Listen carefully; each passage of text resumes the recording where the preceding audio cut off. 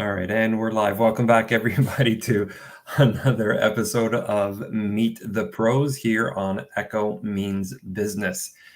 Today, we're talking to a relatively new contributor to the Echo Means Business community, Scott Morse. Welcome, Scott. Thanks, Sam. Glad to be here.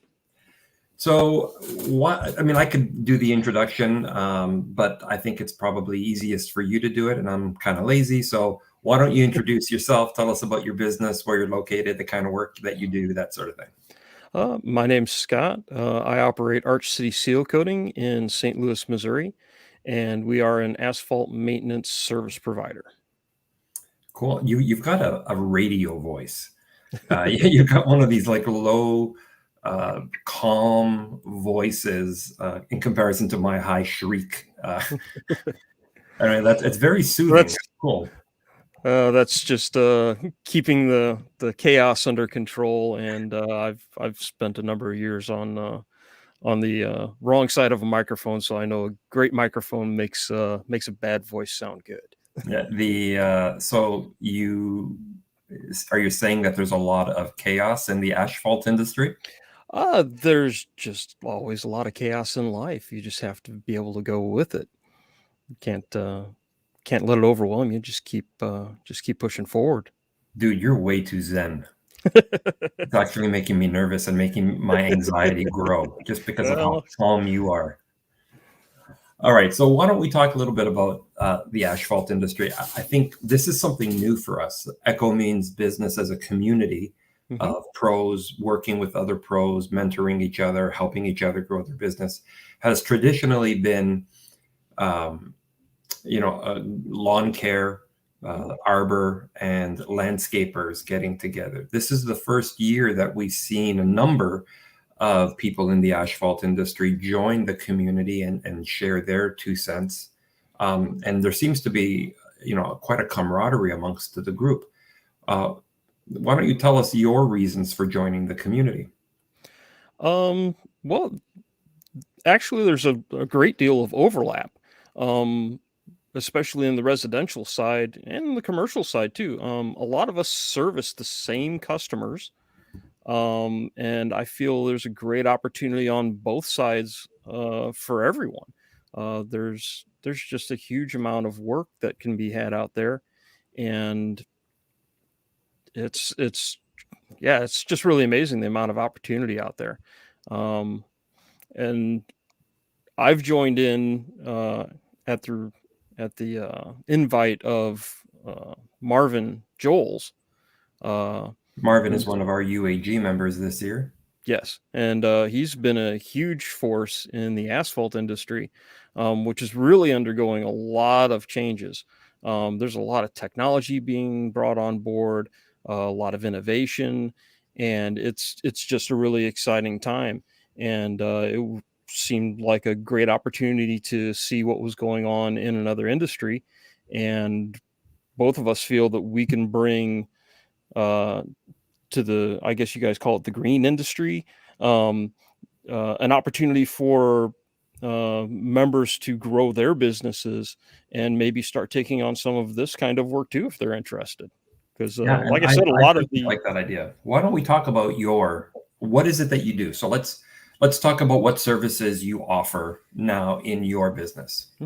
We do asphalt seal coating, crack filling, pothole patching, line striping, and pretty much everything short of actual paving is what my business is focused on. Okay. And is that relatively common for people in the asphalt industry? Yeah, they generally tend to either grow in one direction or the other. A lot of them get started out in sealing because the entry point is very accessible. You can get out there with a very minimal investment, and if you're willing to do the sweat equity side of it, you can start with next to nothing and build an empire.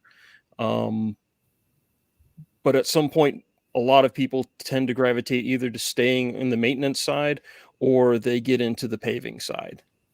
Interesting. So you said that you can get in relatively easy.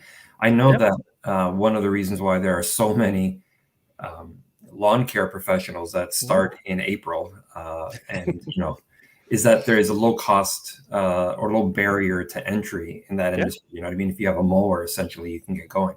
Yeah. Is it the same thing in the asphalt industry? It seems to me that there would be it's much more equipment intensive.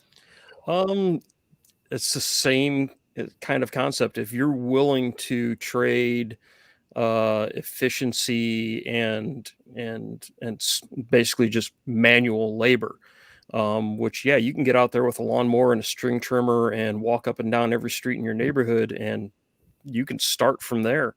You can pretty much do the same thing with asphalt maintenance. You can start with a brush and a 5 gallon bucket of sealer, and you can build from there. Everything that you add to that either adds another stream of revenue, another service that you can provide, or it makes you more efficient and allows you to do more work in the same amount of time. Now you end up using. I know when one of the conversations I had with Marvin when we did the Meet the Pro interview with him was that one of his reasons for getting into this industry, or at least on the EMB side, the Eco Means Business community, and getting to know people here, and is that not only can he provide advice and a different perspective, but he was learning a lot because he uses a lot of the same tools. Yeah. There's always a couple of string trimmers on his truck because of the cleanups that he has to do Yeah. along the edges. And in fact, because of the hot asphalt, a lot of times you're burning through those things a lot quicker than a lawn Oh yeah. care pro has. Are you finding that? Are you finding that, in terms of like, what would be the traditional green industry tools that would normally be on your truck? String trimmers, blowers, handheld backpack, push. In some cases, depending on how bad the property is, we'll break out a chainsaw, Mhm. power brooms, pretty much everything that the green industry people use. Have you ever used that paddle brush PAS attachment? No, I have not. That's really high up on my shopping list this year. Yeah, I think that Um, I'm thinking I love using it personally just to clean up like gravel and stuff off the end of the sure. driveway. I would imagine that in your industry that attachment would be phenomenal for the Oh yeah, PAS system. absolutely. So how much overlap would there be, or how easy would it be? It was really the question that I wanted to ask for somebody in the green industry to start picking up something. I mean, this is really about getting to know you, and we're turning Sure. this into a business conversation. But I think That's there's all some right. This is valuable one of my advice here. favorite it's one of my favorite things is I really enjoy the mentoring side of this business. I mean, yeah, I'm ecstatic that I can operate a successful self-sustaining business that's got steady growth, and I can provide jobs to people in my community and all down the road. But I really enjoy the mentoring side of things. um every spring, like you said, there's that avalanche of new people getting into the industry, and I have a lot of fun and really enjoy helping to bring these people up and get them, building, some stability and security and financial freedom in their own lives. So let's look at that. I mean, Echo means business, and what we try and do here through these interviews, the Mhm. content we develop, the peer-to-peer engagement that's on the site, and the mobile app for that matter, is about pros helping other pros grow their business, whether it's advice on how to do things better or how to market their business better. So, what advice would you give somebody who's looking to expand their revenue, expanding their services into this space? So, if you're a lawn care professional and you're Mhm. looking at potentially getting into the asphalt industry in some way, I know a lot of the guys are doing window washing Yeah. and home repair, Mhm. that kind of stuff, installs, Yeah. patio, laying patio stones. Mhm. So they're already expanding Yeah. irrigation, but why not, bring on some of these services? What might be one or two of the services that they could easily tack on once they're on a property and managing someone's property? Um, Actually, all of them. They really do all go very much hand in hand, and adding one isn't any harder than adding, pretty much all of them. Again, short of paving, the jump to paving is significant. But just staying on the maintenance side, um, So like filling cracks, for example, in a Yeah, driveway. doing crack fills, doing pothole repairs, and seal coating. The green industry crews have a huge advantage over somebody just getting into it from nothing, because they've already got, and I don't know if a lot of them have considered this, um, but you've already got a huge advantage in that you've probably already got at least one truck, if not maybe two or three. You've probably got a spare trailer. You've got, all of your handheld power equipment, string trimmers and blowers, and all of this stuff. So really, to get into any of this, you're just short those couple of specialty items and bits of equipment, like a tank and a crack filling machine. And those are all relatively, in the scheme of things, compared to a truck or a trailer, not terribly expensive. That's interesting. I like the idea of giving this advice out and sharing this advice for those that are interested. A lot of guys just listen, I got enough on my plate. I can't take on any more clients, let alone any more services. But it seems to me that you might actually be more profitable if you were to increase the services that you offer fewer clients Yes. and Oh, just absolutely. get out to fewer properties. Yes. Oh, yes. I would rather maximize my time and profit and value to a customer on one property a day than driving all over the place and trying to take care of 10. Hmm. You've lost time and money, jumping between job to job to job. If you focus on taking care of fewer, better customers, you'll be way ahead in the long run. And it seems that from a lead generation perspective, it would be relatively simple for somebody in the green industry to tack this on because they're already on people's properties every Yep. day. I could just imagine just having some cards or some leave behinds that, you're mowing the grass Mhm. and you see, Hey, we cracks notice in you've the got a driveway. pothole.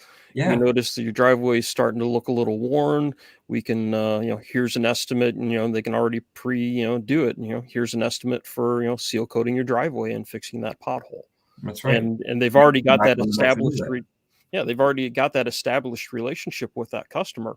Why not maximize it in every way you can? You're basically already pulling onto their driveway anyway. Yeah. Take care of it. Yeah, it makes a lot of sense. And Mhm. again, that's another thing we always try and look for in terms of giving advice. And that is to, how do you maximize your time on site? Yes. That's definitely one of them. So if it's not overly cost prohibitive to get going, at least try like one or two of these services that Mhm. you want to add on one at a time. Is Sure. it technically prohibitive? Is there a lot of like training that is required to do this type of work, or is it just kind of a natural thing that comes to you guys? It's mostly a natural thing. There are some technical aspects to it, but there's tons of YouTube videos out there, and there are plenty of people like me in the industry that are more than happy to mentor, uh, wherever we can. How long There have is you been doing also a national convention that happens once a year, and at that convention for the asphalt industry, they do offer several training courses, most of which are really valuable, and I do recommend it. Why don't we give them a plug? Which show Uh, is that? Where is it? that would be NPE. That's the National Pavement Expo, and I believe this coming year is going to be in South Carolina. I think it was in Nashville, but they've moved venues. Cool. But they're easy to find. Well, how long have you been doing this? Off and on for 30 years. I did it in college. Me and a roommate, he had started on his own and brought me on just because I happened to be sitting there on his couch. And we did it for a few summers and made money and paid our bills and shaved off a bunch of our tuition. And he moved on to something else, and so did I. And 25 years later, I had the opportunity to get back into it, and that was 6 years ago, and we've been growing ever since. That's awesome. So so it's been since you started up again, it's been 6 years that you've been Mhm. running this business full time. Yep. Is it how, I mean, how I'm thinking about cost of goods. Is it a good high margin business? It can be. I've seen many people fail uh, because they don't know how to control their costs or they don't know how to bid a project. It's absolutely critical in this industry, as in any other, especially contracting business, to understand uh, your basic costs and know how to do a cost-based analysis for the jobs that you're doing. You can't assume that because you did this job over here for X dollars that, well, that's my price, it's always going to be X dollars. You have to do the diligence and make sure that you're protecting yourself and also providing good value to the customer. You don't want to overcharge them, but you also want to make sure that you're covering your costs correctly. Yeah, we had one of our Thursday night live broadcasts was about getting to know or knowing your price, understanding your Mhm. value, which is also Critical. our podcast as well as one of our networking videos that's up on the site. And the guys went through in a lot of detail.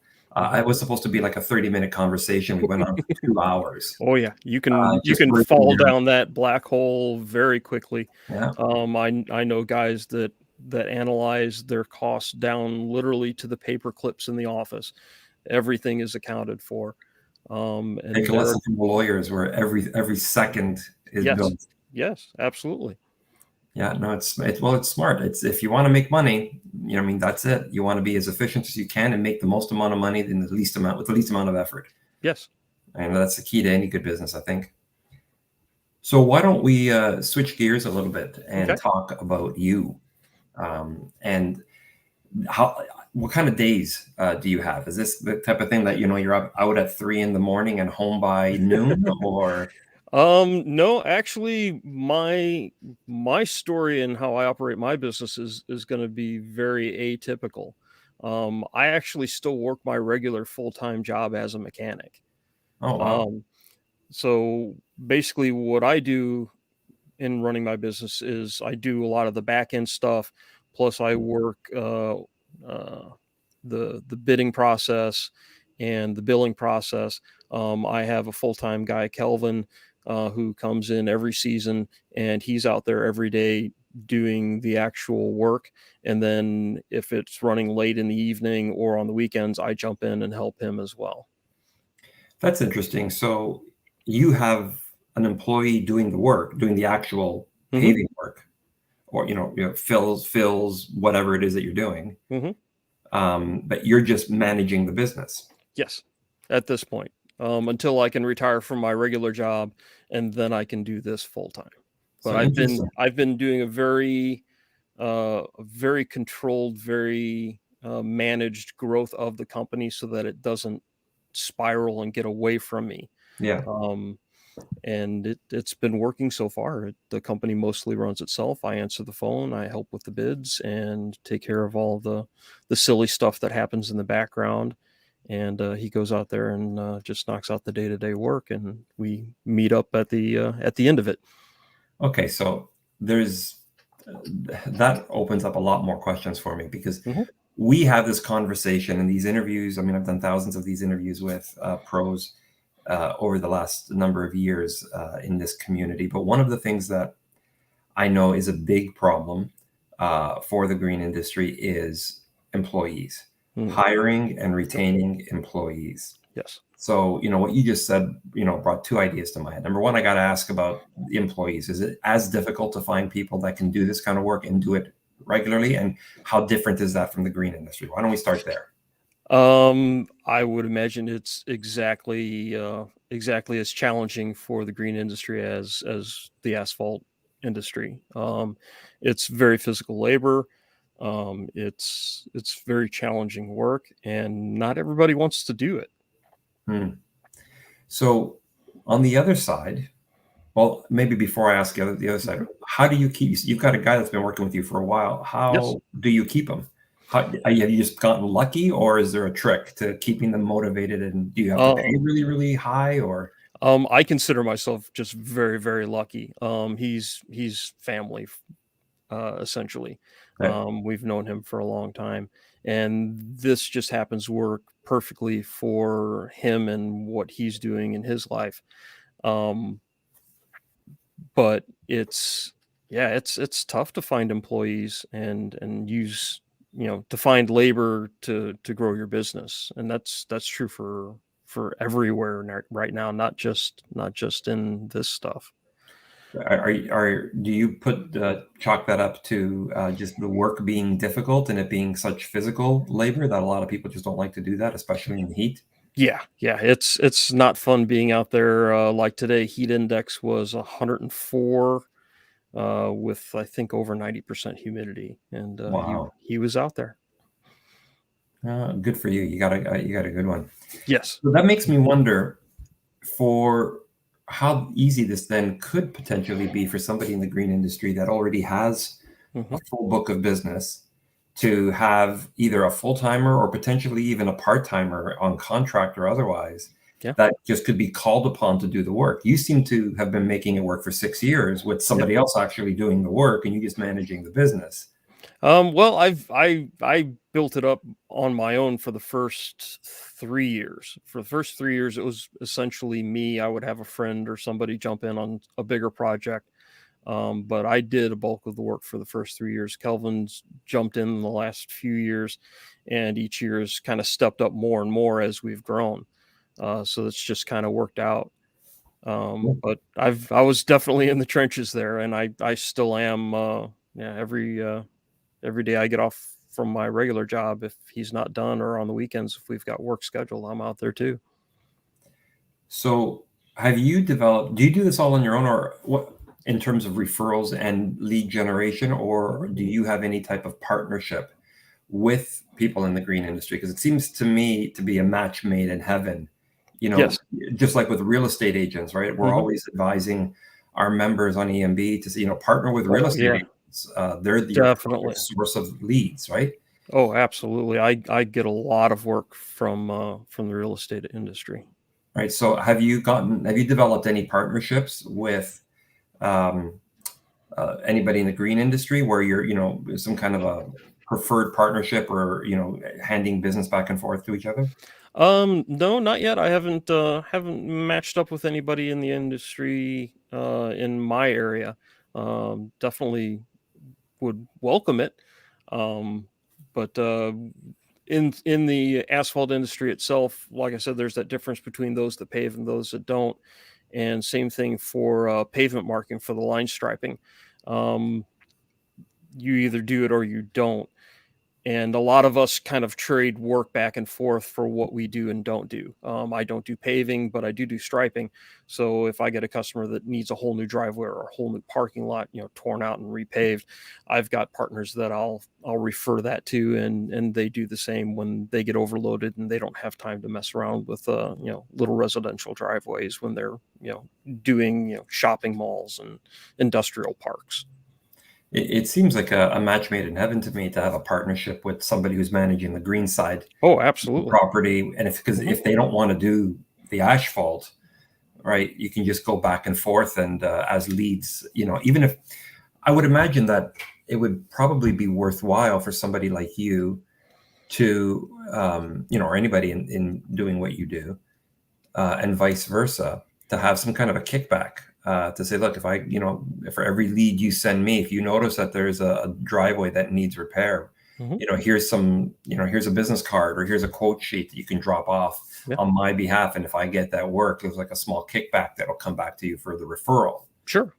right? Just And same And and same no way wrong. thing, customers, yeah, customers that I'm taking care of their property, I see they need landscaping, and we can just refer the work back and forth. That's Yeah. generally what we do in the asphalt business. Yeah. So, for well, there you go, folks. Anybody out there near St. Anne, Missouri, where Scott is running the Arch City seal coating, he's ripe for opportunities for cross promotion. Go make yourself a buck with him. Scott, it's been fantastic to chat with you. I really appreciate you sharing your expertise and advice. I think there's a lot to think about. For those of you listening or watching or reading, wherever you're taking in this content that Scott has been helping us with, I'm going to encourage you to visit Echo Means Business and look up his profile. He, like every other member, has a profile now on Echo Means Business. You can follow, you can chat directly, and ask for advice. Go back and forth. He's very active in our community, so I'm sure you'll find him on our mobile app or there. And hey, while you're listening, don't forget to subscribe. You know the routine. Smash that like button. Follow us, as the influencers say. But most importantly, go and check out Scott and the rest of the contributors and UAG members on Echo Means Business. Thanks, Scott. Really appreciate your time tonight. Not a problem. It's a pleasure to be here. Thank you. Take care, everybody.